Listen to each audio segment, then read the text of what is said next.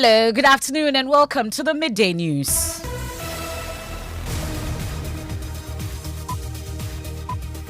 The news is live on Joy 99.7 FM here in Accra and Kumasi. We're on Love 99.5 FM affiliates across Ghana's 16 regions. We're on A1 Radio and Dreams FM in Bolgatanga, ATL FM and Castle FM in Cape Coast, Sun City Radio in Keta. We're live on X Spaces. We're on Facebook. We're on myjoyonline.com. The Midday News is sponsored by Petrol Sol, your clean fuel in full quantity. Petrol Sol is always a delightful experience. Also brought to you by Duraplus Ghana Limited, producers of quality PVC and HDP pipes and water tank. The only water storage tank with a level indicator. Where Duraplus goes, water always flows. This afternoon, red flags and bans in full force as organized labor begins multiple actions to pile pressure on government to drop the VAT on electricity, despite rumors that government is considering to withdraw the tax. Today, if you went around, you will see that most of our institutions are on red bands.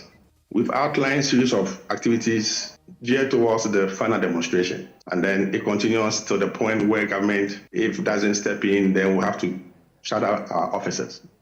We have an update from the Protest Plus here from an economist who says the current situation puts government in a tough position with the IMF. If, we scrap this and government does not find any avenue to have a way of filling in this possible 15%, I think it will go against, the IMF program.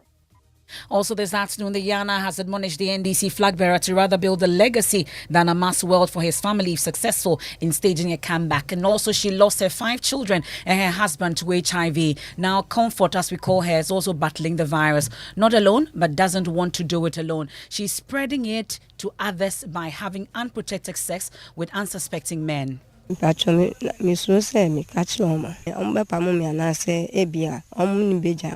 that if I disclose my status to the men, they will sack or quit the relationship with me.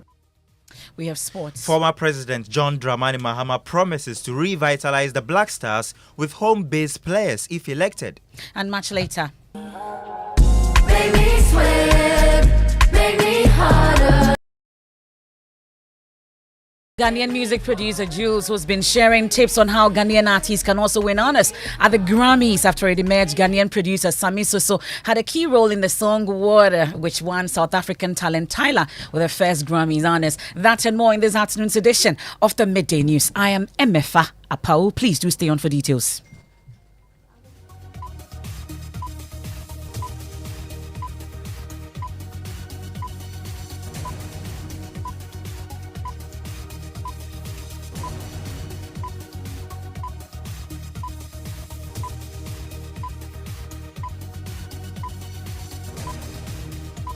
Many thanks for choosing us. This is your home of independent, fearless and credible journalism. Let's dig in now. And organized labor says it is yet to receive an official communication acknowledging its demand for the withdrawal of value-added tax on electricity consumption from government.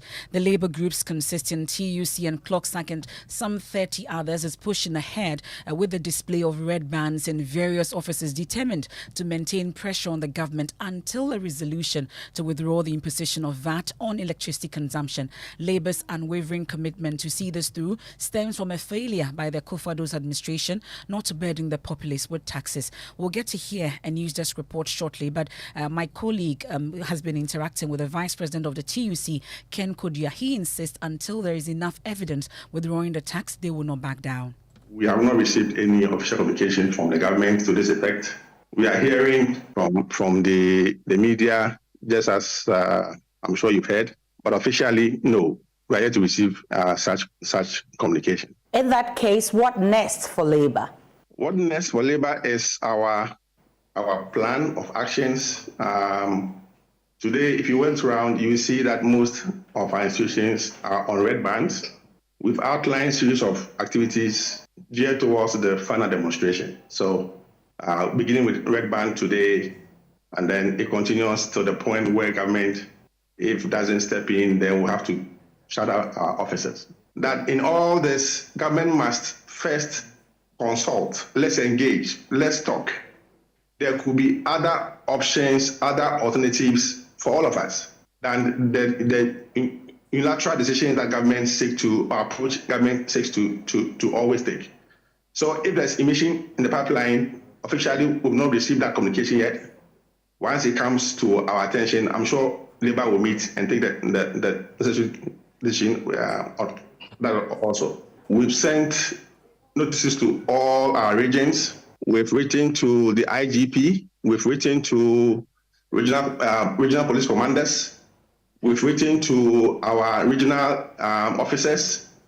We've asked every union to write to its employer, informing them of our intentions. All the worker leaders in every institution have been given the itinerary and series of actions. So we've done whatever we have to do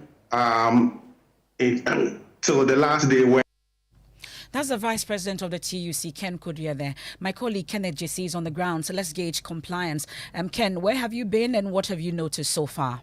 Well, Emefa, I've been to the ClockSAG office, you've been through to the other ministries, and as you rightly mentioned, they've hoisted red flags in anticipation of their demonstration, what is happening on the 13th of February. I spoke with some of the members off camera who mentioned that they have also just heard rumors in the public that government is trying to engage IMF to take away the 15% VAT. But until that is done, and the government engages them that, look, this is what we are doing, we want you to back down, they are not backing down. I also spoke to the PRO of ClockSAG, who says that his executive secretary is currently engaged in a meeting. We do not know the outcome of the meeting yet, but we'll follow through. Perhaps they might be taking another decision at that meeting. Well, that's my colleague Kenneth JC there. He's been to a number of facilities engaging compliance with the TUC series of actions, starting today with red armbands and hoisting of red flags all the way to February 13, where they will have that massive protest on that day if government fails to withdraw that 15% VAT on electricity. Well, here's a news desk report on the journey so far. The MPP will shift the focus of economic policy away from taxation to production. In 2016, the then NPP candidate Nana Akufo-Addo and his vice president Dr. Mamudu Bawumia pledged a reduction in the tax burden on Ghanaians. This commitment resonated with many, particularly businesses and investors impacted by the previous administration's high tax regime. Dr. Mamudu Bawumia, then running mate of the NPP, emphasized the party's vision to shifting the economic focus from taxation to production. Following a triumphant electoral victory, expectations soared for the new administration to fulfill its promise of slashing what were considered nuisance taxes. In the early days of the Akufo-Addo government, Finance Minister Ken Ofori-Atta, during the 2017 budget reading, indeed announced the removal of certain taxes deemed burdensome to the business community. Some notable ones included 1. The 17.5% VAT and NHIL on real estate. 2.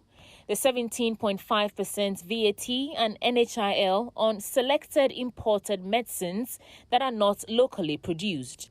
3. The 17.5% VAT and NHIL on financial services. 4. Import duty on the importation of spare parts. 5. 1% special import levy. 6. 17.5% VAT on domestic airline tickets.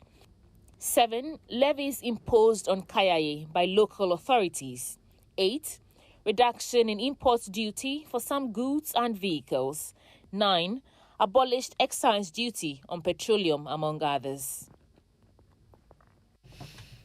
Well, we can now hear from Professor of Finance at the University of Ghana, Professor Lord Mensah, indicating this situation puts government in a precarious situation with the IMF while burdening Ghanaians. He spoke on News Desk. If government goes ahead to implement this tax, we have to look at the pass-through effect of the taxes. The pass-through effect is that prices are likely to go up because a business that is, paying electricity bill that has gone up by 15% will not absorb, that increment.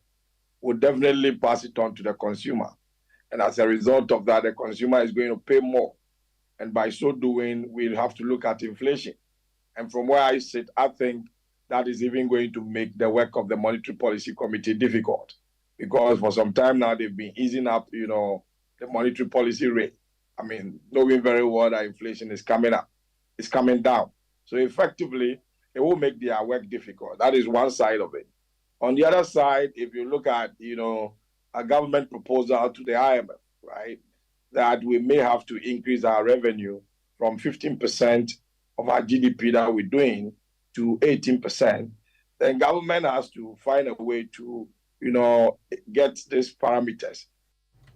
That's Professor Lord Mensah there on the precarious situation that government finds itself with the IMF, and it's yet to be officially communicated whether indeed that cabinet decision to withdraw the VAT, the 15% VAT on electricity, is actually true. We're yet to hear from government officially on that, and in the meantime, we are told by the TUC that they will continue with the action until they are officially communicated to. Let's move on to some other stories now. And the Public Accounts Committee has directed the immediate payment of money allocated to the Ministry of Agriculture meant to compensate farmers affected by avian influenza between 2015 and 2018. According to the Auditor General's report, about 1.8 million cedis earmarked for the compensation continue to lie in the account of the ministry, which has failed to disburse the funds. Chairman of the Public Accounts Committee, James Kluchi-Aveji, directed that the ministry effects the payment within 1 month. You have the list of the farms that are affected. I'm sure you have the certificate for destroying the birds also. You have? Yes, Mr. Chairman. So all that you need is that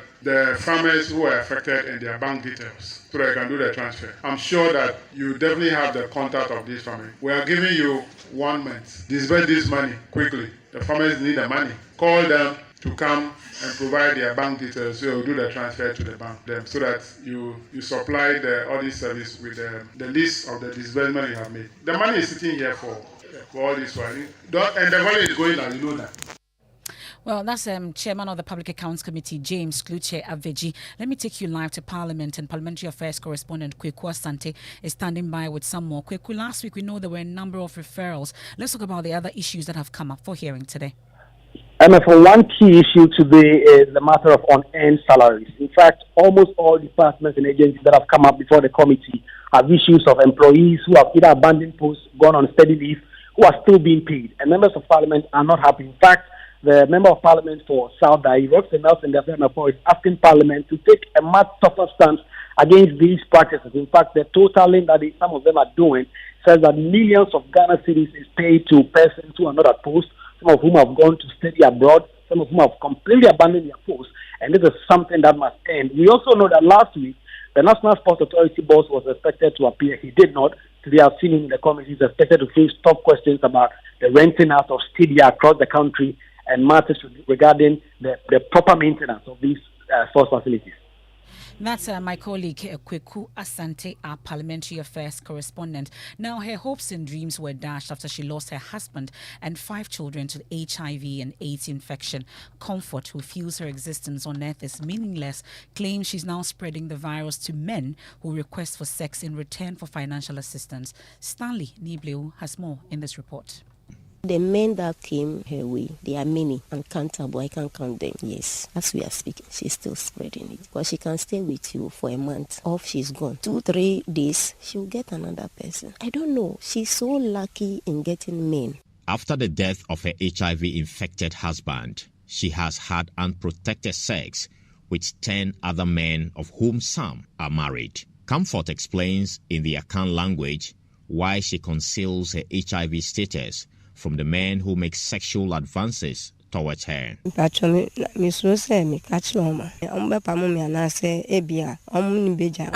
that if I disclose my status to the men, they will sack or quit the relationship with me. And if that happens, they will spread the news in the neighborhood. Meanwhile, Director General of the Ghana AIDS Commission, Dr. Stephen Chemie Tuahene, described the situation as unfortunate, warning anyone who spreads the disease knowingly can be prosecuted by law.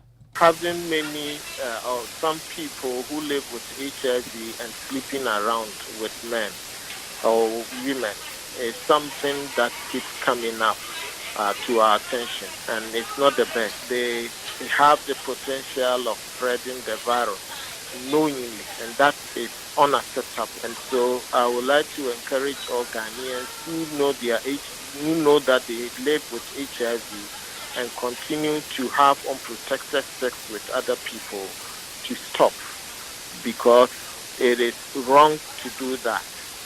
And if anyone can prove beyond reasonable doubt that she is infected as a result of his or her relationship with that person, the law will deal with such a person. And we want to encourage all persons living with HIV not to do that. Those who do that should discontinue doing that. They should always ensure that they are, even if they are doing sex work, they should ensure that they use condom at all times and protect their part. And that the most important thing is that they should be on treatment and be virally suppressed and maintain their viral suppressed and stop sleeping around. That's the Director General of the Ghana AIDS Commission, Dr. Stephen Cheme Etuahene. Now, there's a looming diplomatic row as Burkina Faso's military leader, Ibrahim Traoré, has disclosed in a television interview that his country will consult with Mali and Niger to take a final decision on whether or not Ghanaian traders and other West African nationals can easily do business in their countries. The three nations officially announced their departure from the Economic Community of West African States, ECOWAS, raising fears from the Ghana Union of Traders Association, GUTA, who says their members who import vegetables and other livestock from Mali, Burkina Faso and Niger will be affected. Meanwhile, responding to what the fate of traders who import from the Sahel will turn out to be, Ibrahim Traoré says a final determination will be made on the matter. Du média mensonge encore. Et malheureusement, on avait même vu des chefs d'État qui sont tombés dedans, qui sont allés raconter.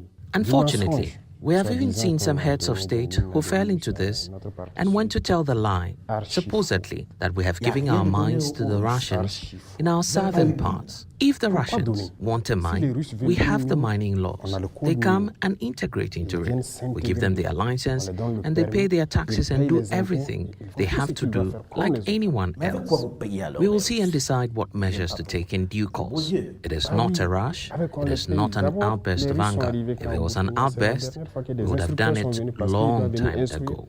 Les militaires sur des équipements. Et c'est avec tous les pays d'ailleurs. C'est pas les Russes seulement. Meanwhile, Dean of the Ghana Armed Forces Command and Staff College, Professor Vladimir Intridanso, says Ghana must deploy diplomacy in dealing with the looming diplomatic row immediately. It looks as though the three countries are feeling that we are being pushed by the U.S. and or the West to derail their determination to get out of ECOWAS, their determination to get out of the yoke of France. So we also need to be very careful with our utterances. I know that our president and the rest of West Africa are worried about Wagner's presence in Burkina and other places. But let me tell you, they are enjoying the presence of Wagner, so we have no legal right to accuse them.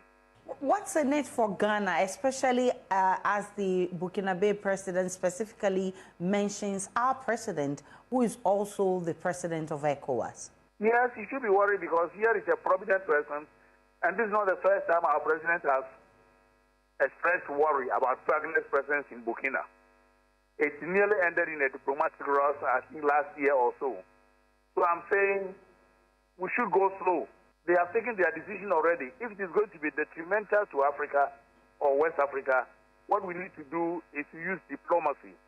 I've spoken on a number of stations and I've pleaded with ECOWAS to use track 2 diplomacy. They shouldn't send our heads of state, the Makisas, the Ouattaras, the Kufuados. No, they should talk to these people using track 2 diplomacy, where you use prominent persons like Beho, like Chambers, and others. They will listen to such persons. This is the Midday News here on Joy 99.7 FM here in Accra and Kumasi on Love 99.5 FM. We'll take a quick break. The Midday News is sponsored by Petrosol. Your clean fuel in full quantity. Petrosol is always a delightful experience. Also brought to you by Duraplus Ghana Limited, producers of quality PVC and HDP pipes and water tank. We are the only water storage tank with a level indicator. Where Duraplus goes, water always flows. We return from the break with sport, and then we hear from Ghanaian music producer Jules, who's been sharing tips on how Ghanaian artists can also win honors at the Grammys after it matched Ghanaian producer Sami Soso had a key role in the song Water, which won South African talent Tyra with her first Grammy honors. Baby, sweat.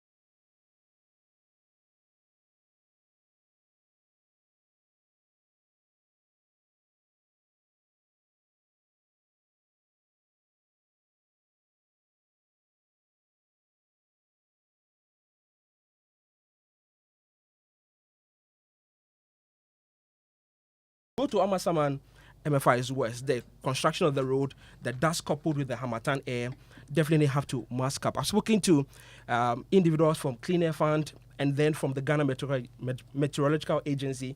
What they tell us is that February is the month where Hamatan peaks. And again, you have the most intense air pollutants in the air. So definitely, this is the time to mask up. Thank you very much, Michael Ashale. We can hear from Dr. Sandra Usukwating. I'm sure many of you are worried about your children, especially because they would have to go to school, and especially those who are asthmatic amongst others. She's a pediatric pulmonologist on air pollutant advocate as well. Advice to parents and caregivers and teachers that it would be good to keep the children indoors as much as possible. If they need to come outdoors, we would encourage them to put on face masks. It's also very humid at the moment, and so you find that a lot of children are coming down with respiratory tract infections. And so we need to encourage caregivers and parents to hydrate children adequately. Enough hydration, apply saline drops to the nostrils would help, but we can wear the face mask. Now, 5 years after he was shot in the right leg during the Ayawaso West Wogon by-election, Ishao Yaro, a former professional footballer, has been left incapacitated, relying on the benevolence of friends, family and his wife to survive. In the following report, my colleague Kenneth JC throws a spotlight on the father of four who is pleading with government to pay compensations to him as recommended by the Emil Short Commission. The morning of the 31st of January 2019 in Ghana was calm, with people going about their normal duties.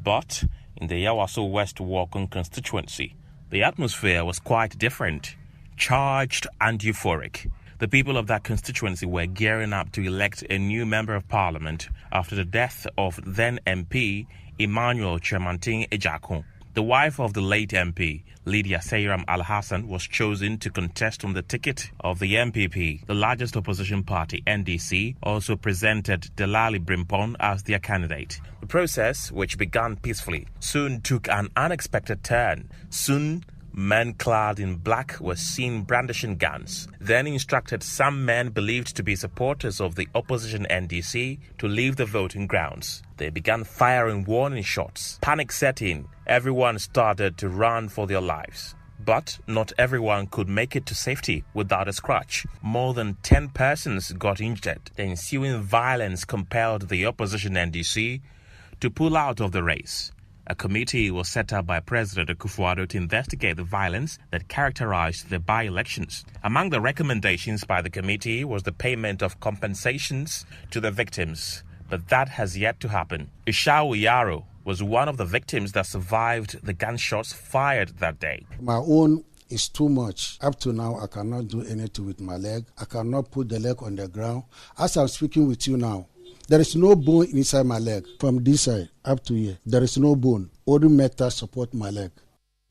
Well, that's Kenneth Chisi's report. Now, the former president, John Dramani Mahama, has taken his Building Ghana tour to the northern region, and today the Yana of Dagbon Abukari II has admonished the NDC flag bearer to focus on building a legacy by ensuring development in the country is successful in the upcoming election. He wants him to put that quest above the quest to amass riches for his family. We'll give you more subsequently on that. It's time for MNJ, and Jackie is in the studios. We are talking Grammys this afternoon. Yes, Emefa. Over the weekend, Grammys all over, Grammys party, and this morning, Grammys. You know, people were expecting Davido and Burna Boy to win the best African. Which people were that? Yeah, everybody. You know, like everybody was expectant. But then we had Tyler win for the category, and that's the first category, which is the best African best music performance. But Juice also said something. He was advising Ghanaians that they should take the opportunity and put themselves on the global scene. The question is, are there enough people in the Recording Academy that are represented by Africa? We don't have a lot of Recording Academy members represented on the continent. So we urge us to sign up. Every year they put the request out for people to sign up as a Recording Academy member. Oh, okay. Apply. References are provided by people who are already members. We lack a lot of knowledge about a lot of things. You know, the thing is, you have to be in the mix. You have to travel. You need to The Grammy Awards is an American but also well-renowned award competition. Congratulating Tyler on her win. He says that we congratulate you and we celebrate you. Your win affirms South Africa's sustained success. So Grammys is all over, but then we're all expectant that Davido and Brother Boy are going to win. Congratulations to Tyler. That's it for the Midday News here on Joy 99.7 FM. There's more when you log on to myjoyonline.com. Living Word with Pastor Mensa Otabil is up next. I am Emefa. Apawu. Have a good afternoon. Make me harder, make me lose my breath, make me quarter, make me sweat, make me harder. Imagine strutting into the most anticipated wedding of the year.